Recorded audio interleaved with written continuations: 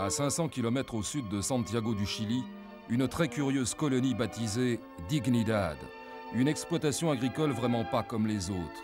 Ici vivent depuis 1961 340 Allemands, tous anciens nazis ou nostalgiques du rêve hitlérien. À Dignidad, ils ont voulu recréer leur monde, leur idéal.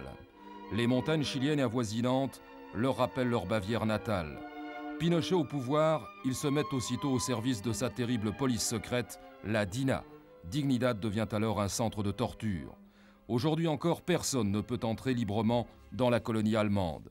Au-delà de cette barrière, le paradis côtoie l'enfer. Impossible de filmer au-delà de ces grillages. Les seules images disponibles de la colonie, c'est ce document de propagande qui présente Dignidad comme un centre de bienfaisance au service des enfants. En Allemagne, on aidait les enfants qui avaient été victimes de la guerre. Des enfants qui n'avaient plus de parents, des orphelins qui ne pouvaient plus s'en sortir seuls, toujours à cause de la guerre. Dans les années 60, ce genre de problème a été surmonté. Alors on a décidé de partir pour le Chili, pour faire la même chose. Continuer à aider les enfants les plus démunis. Mais lorsque nous sommes arrivés ici, c'est de toute la région que les gens sont venus vers nous. Aujourd'hui, vous pouvez voir comment sont soignés tous ces malades dans notre hôpital. L'hôpital de la colonie devient très vite le symbole de la générosité des Allemands qui, de la sorte, gagnent la confiance des habitants de la région. Très pauvres, les paysans chiliens n'avaient pas les moyens de se payer une consultation médicale. Outre l'hôpital, les Allemands bâtissent une école pour les petits Chiliens, ce qui ne fait qu'accroître leur popularité. La grande majorité des paysans ignorent qu'en fait, l'État subventionne et l'hôpital et l'école. Durant des années, tout le monde fermera les yeux sur les réelles activités de la colonie. Nelson Fuentes est arrêté chez lui en 1975 par des inconnus qui lui bandent les yeux et le traînent en prison. 16 ans plus tard, il n'a rien oublié. Il est plus facile d'entrer à Dignidad que d'en sortir. Moi et mes camarades pouvons en parler d'expérience. En 1975, on nous a amenés ici. On est ressorti à l'état de cadavre, après avoir été soumis à la torture pendant longtemps. Des 24 prisonniers politiques de la colonie que nous avons rencontrés, Nelson Fuentes est le seul à avoir osé, malgré sa peur, refaire le chemin. Au début de ce voyage, je ne pouvais rien voir, c'était impossible. Il faisait nuit. J'étais dans un bus avec des gardiens. Je ne pouvais rien voir, mais j'avais quand même reconnu la route que nous prenions. Je connaissais bien ce pont qui va vers le sud.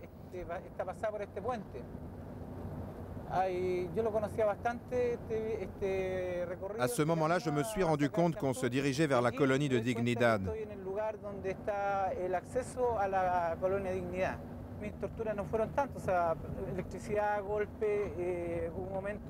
Une fois sur place, on m'a torturé à l'électricité.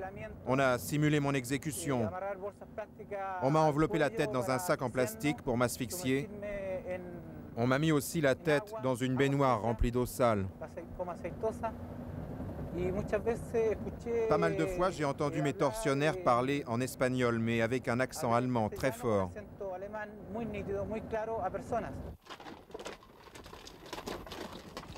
Nelson Fuentes n'est pas un cas isolé. La région de Linares est particulièrement touchée par la répression sous le régime de Pinochet. Des centaines de paysans sont jetés en prison et torturés. D'autres disparaissent entre les mains des militaires. Un grand nombre d'entre eux transitent par la colonie. L'Église catholique prend leur défense. Aujourd'hui encore, l'évêque de la région poursuit sa lutte contre les chefs de Dignidad, malgré les risques qu'il encourt. La colonie Dignidad est un mystère depuis longtemps. J'ai toujours dénoncé ce camp retranché, bien avant toutes les accusations portées dans le rapport gouvernemental. Les disparitions, les détentions arbitraires. Les séances de torture, c'est l'accusation la plus grave.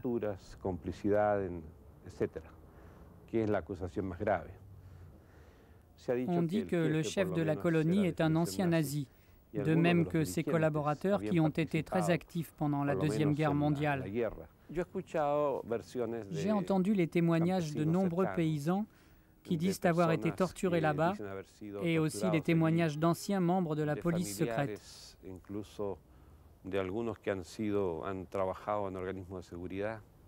Aujourd'hui encore, tous ces gens ont peur de parler.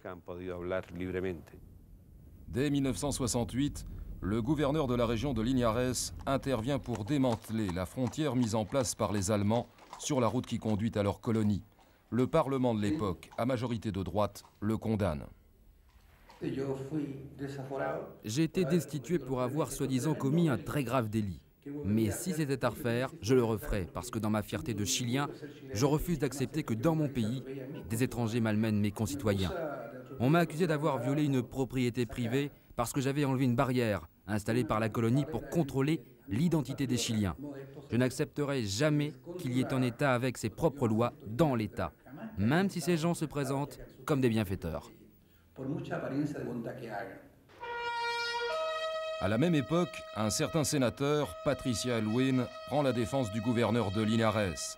Devenu président de la République, Aylwin décide d'annuler le statut de la colonie, mais aussi entend expulser du pays tous les anciens nazis qui l'ont créé. Un rapport sur les droits de l'homme demandé par le président Aylwin accuse les Allemands d'avoir torturé les adversaires de Pinochet. La colonie Dignidad a fait l'objet de plusieurs enquêtes, ce qui a permis d'accumuler des preuves. Elle figure dans les rapports de la commission Vérité et Réconciliation, créée pour faire toute la lumière sur les violations des droits de l'homme sous le régime Pinochet.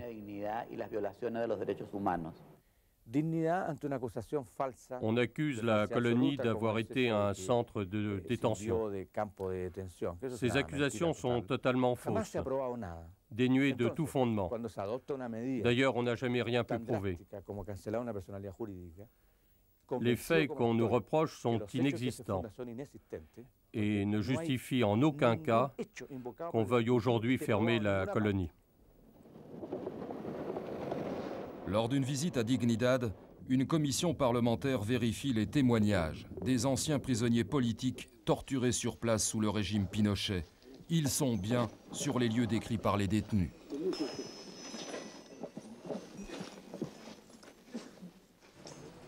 Dans une ville voisine, un membre de la commission parlementaire que nous allions rencontrer reconnaît dans la rue un nazi en train de l'espionner, mais la police finalement le relâche.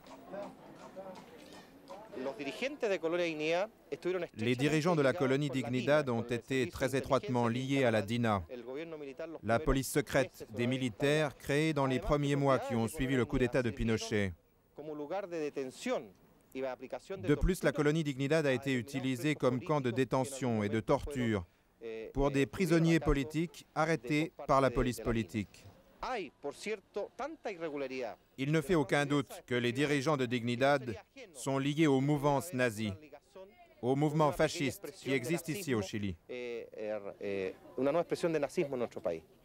Le fondateur de la colonie de Dignidad, c'est lui, Paul Schaeffer, ancien officier nazi, présumé mort en 1966. Il réapparaît on ne sait par quel miracle en 1988. Il est accusé aujourd'hui d'être un tortionnaire de la DINA, la Gestapo de Pinochet. Tout le monde sait que les autorités allemandes ont demandé au gouvernement chilien d'enquêter sur la colonie Dignidad, notamment pour éclaircir la situation du chef de la colonie, M. Schaeffer. Il a déjà été jugé en Allemagne pour sévices sexuels sur des enfants et détournement de mineurs. L'ancien nazi n'a pas oublié les recettes de propagande de Goebbels. Caché dans l'ombre, il orchestre une grande campagne en faveur de Dignidad. La population locale, qui profite toujours de l'hôpital de la colonie, continue à soutenir le bon monsieur Schaeffer.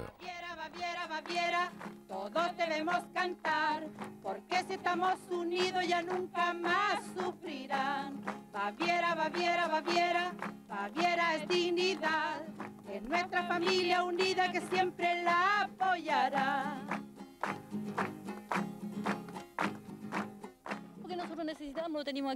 Tout ce dont on a besoin, on l'a ici gratuitement. Et on ne les soutiendrait pas. Je préfère mourir ici si on doit nous tuer. Et moi, j'irai jusqu'au bout. Je les défendrai jusqu'à la mort.